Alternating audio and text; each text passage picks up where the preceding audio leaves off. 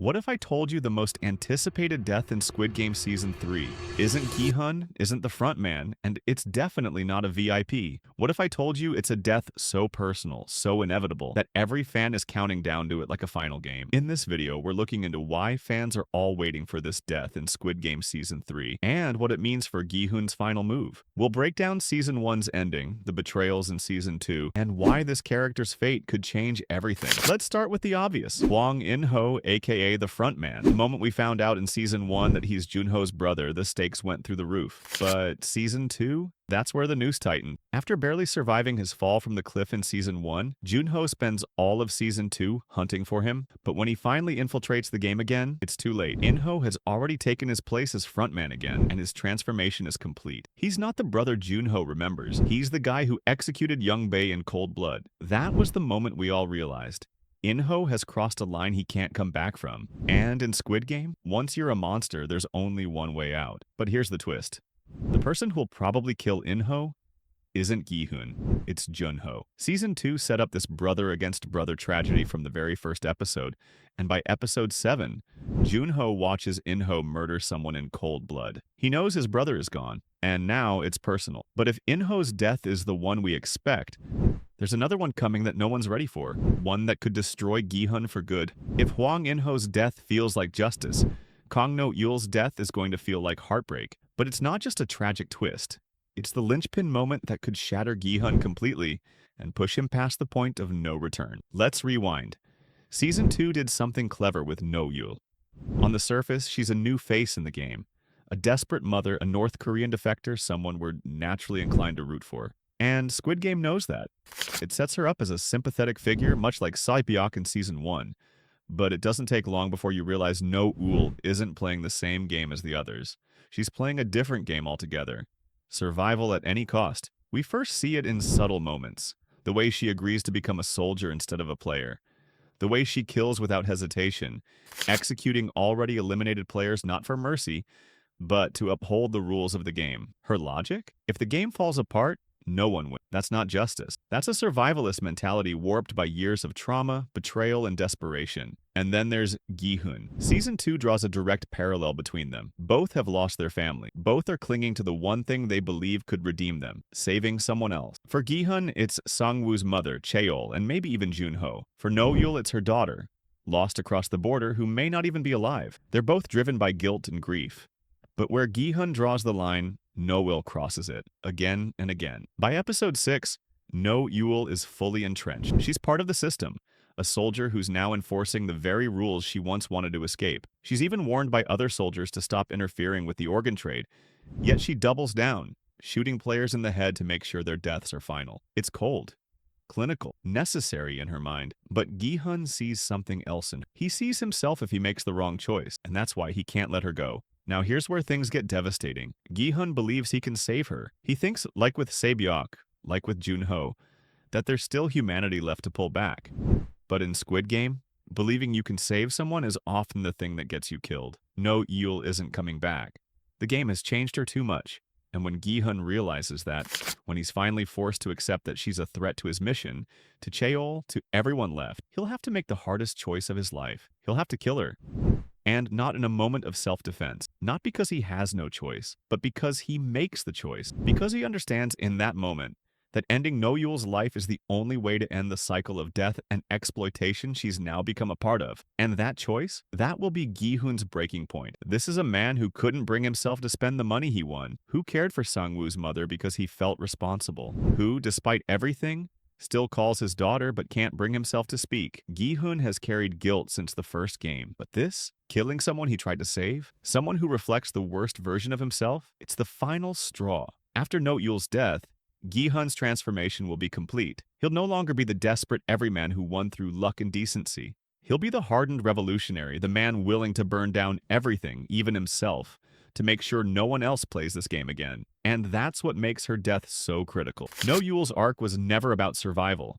It was about showing us what happens when you lose everything and still keep going, no matter the cost. She becomes the very thing she hates, just like In-ho did, just like Gi-hun risked becoming. And her death will be the moment Gi-hun realizes that if he doesn't end this once and for all, he'll be next. It's a tragedy, But in Squid Game, tragedy is what fuels the story. And No Yule's death? That's the catalyst for Gi-hun's final stand. Let's get one thing straight. Gi-hun isn't dying because he's weak. He's dying because he's the last hope anyone has of ending Squid Game for good. And here's the wild part.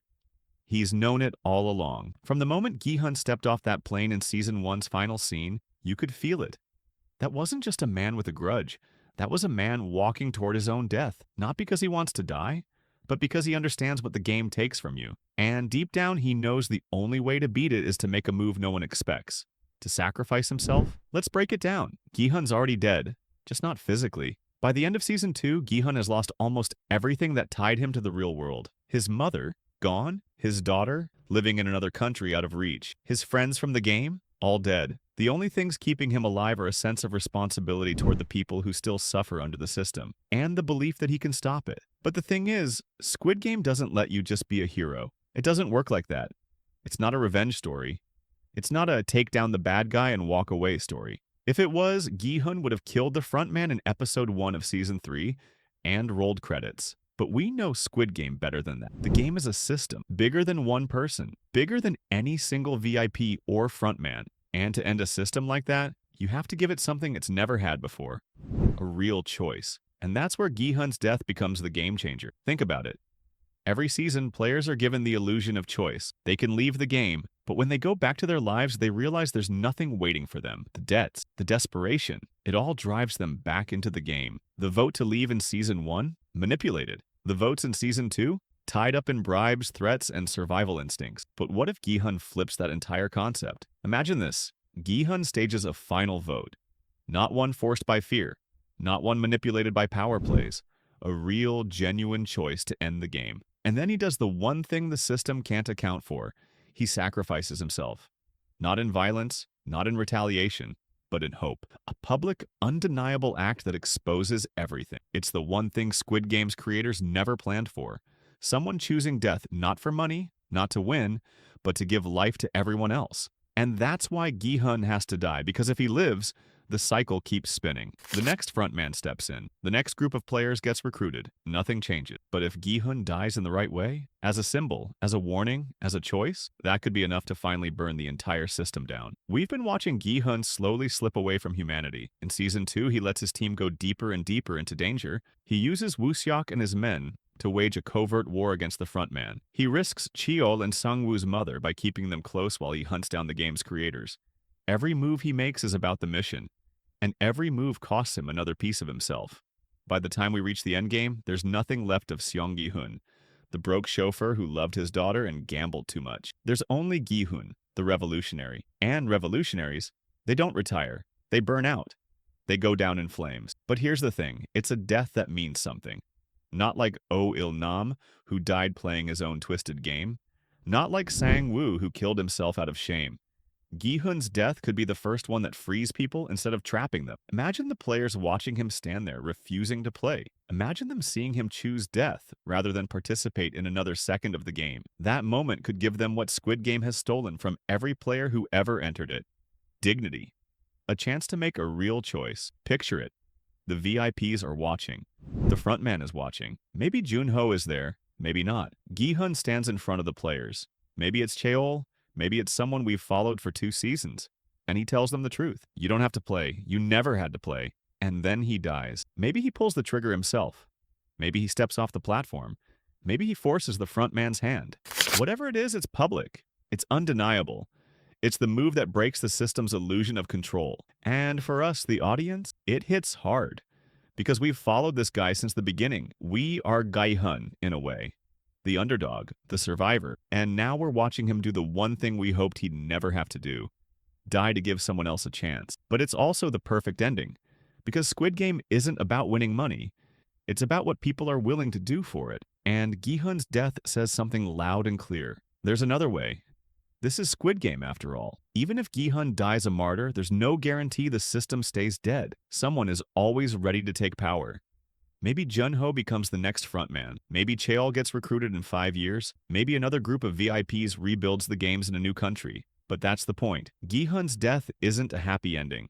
It's a chance. It's a spark. It's the first real choice anyone's made in this game. And sometimes, that's enough. Gi-hun's story was never supposed to have a happy ending.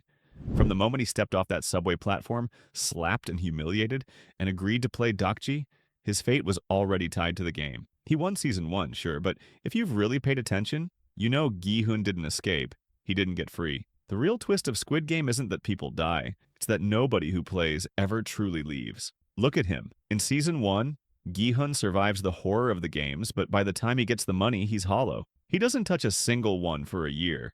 His mother dies alone while he's out chasing answers that won't come. His daughter, the one thing that gave him hope, moves away. By Season 2, Gi-hun isn't just broken. He's obsessed. But this isn't about revenge, it's about guilt. Survivor's guilt. He couldn't save Sabyuk. He couldn't save Ali. He killed his best friend with his own hands. And now he's trying to do the one thing that might give all that death meaning. Stop the game for good. Except, here's where it gets messy. Gi-hun might be our protagonist, but in Season 2, he crosses lines. We see him infiltrate the VIP parties. He lies. He manipulates.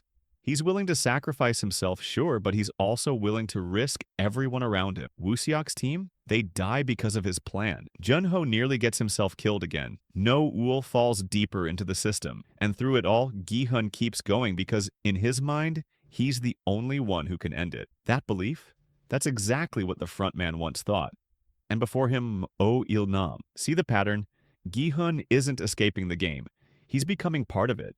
Which is why his death isn't just poetic, it's necessary. But here's where things get interesting. Gi-hun's death doesn't have to be meaningless. In fact, it could be the one thing that breaks the cycle. Imagine this. Gi-hun sacrifices himself not out of anger, not for revenge, but for a choice. He chooses to die so others can live. He chooses to end the game by giving the players a chance to vote one last time. Without fear, without manipulation. The choice Oh Il-nam pretended to give them, Gi-hun could give them for real. And if he dies doing it, it makes the message clear. The world Squid Game built runs on people giving up hope. It feeds on desperation. It turns lives into currency. Gi-hun's death would flip that. A man who could have walked away filthy rich chooses to die so no one else has to play again. He becomes a legend, a symbol, the one winner who wasn't playing for himself. And maybe, just maybe, that's what it takes to finally end the game. But let's be honest, this is Squid Game. Endings aren't clean. Even if Gi-hun dies a hero, someone's going to be waiting to restart the game. Maybe another VIP, maybe another frontman. Hell, maybe someone we already know. Because in Squid Game, no death ever really ends the game. But Gi-hun's death, it's the only shot anyone's got.